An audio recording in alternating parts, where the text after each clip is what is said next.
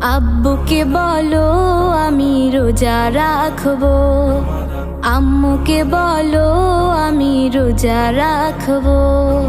ভোরবেলাতে উঠবো আমি, করো না মানা, খোদার কাছে জবাব দিতে আমি পারবো না।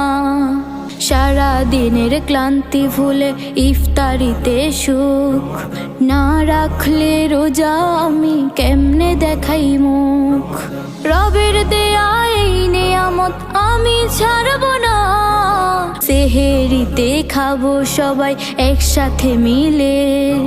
30 রোজার ফজিলত কেমনে যাই ভুলে। আব্বু তুমি রাখতে রোজা মানা করো না, আম্মু তুমি রাখতে রোজা মানা করো না, খোদার কাছে জবাব দিতে আমি পারবো না।